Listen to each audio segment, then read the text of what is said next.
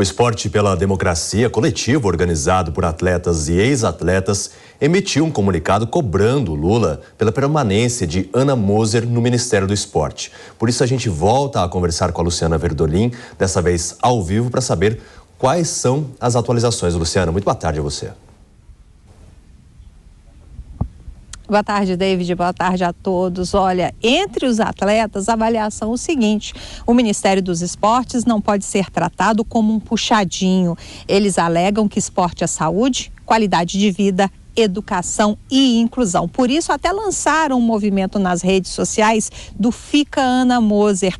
E o objetivo é pressionar o governo para a manutenção da ministra, sem deixar que o Ministério dos Esportes entre aí nessa negociação envolvendo o maior poder do Centrão aqui na esplanada dos ministérios. O ministro do Desenvolvimento, Wellington Dias, que também está correndo o risco de ter que ceder a pasta dele, tem uma aliada de peso aqui dentro da administração federal, que é a primeira-dama Janja, que publicou também nas redes sociais um vídeo elogiando o ministro e defendendo nas entrelinhas a permanência dele no cargo.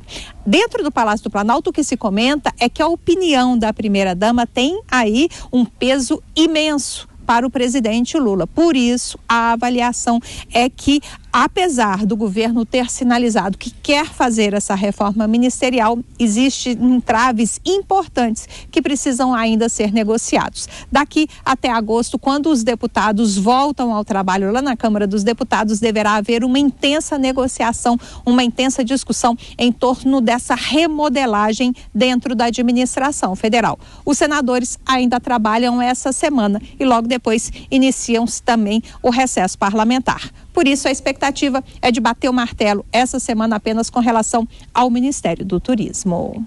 Pois é, uma cobrança de cargos, né, Luciana? Daqui a pouquinho a gente volta a se falar, porque agora eu vou chamar para nossa conversa o Gustavo Segré, que está nesse domingão aqui, feriado, 9 de julho, no estado de São Paulo, mas trabalhando, né, Segré, para trazer os principais comentários sobre esses temas. E eu já gostaria de começar perguntando sobre essa questão da Ana Moser.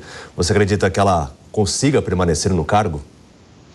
Bom dia, David. Bom dia, nossa querida audiência nesse domingo.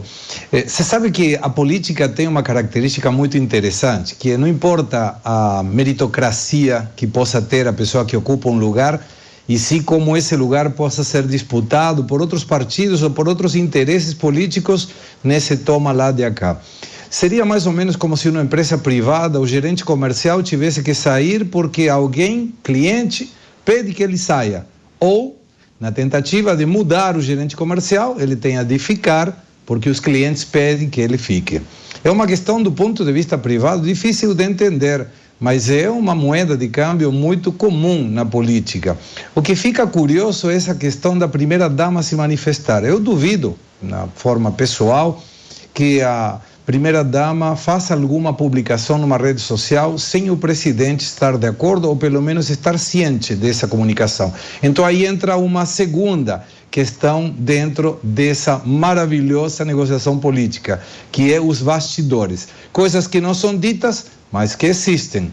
E o pena, a questão mais lamentável é que em tudo isso a única prioridade é poder por quem pede e apoio por quem outorga. A sociedade fica marginalizada.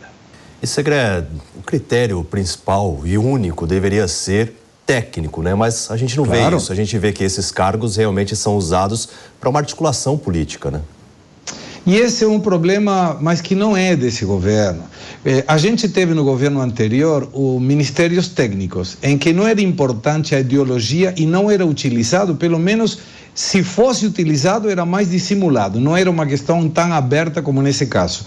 Tanto nas emendas do relator, essas questões de emenda PIX, que são denominações que podem ser até simpáticas, mas são muito ruins para o dia a dia do brasileiro. E pela outra situação dessa negociação em que o que interessa, poder para conseguir apoio, ou dinheiro para conseguir um outro apoio. E observe-se que nesse arcabouço que muito bem a Luciana sinalizava, está sendo deixado de lado por quê? porque aqueles deputados que têm que apoiar o governo, eles querem alguma coisa em troca. Então se dá esse parlamentarismo de extorsão, como o nosso colega Piperno sempre menciona. E é uma pena que seja assim, porque a prioridade sempre deveria ser a cidadania e o país. Exatamente isso. Daqui a pouquinho a gente volta a conversar, Segré, porque na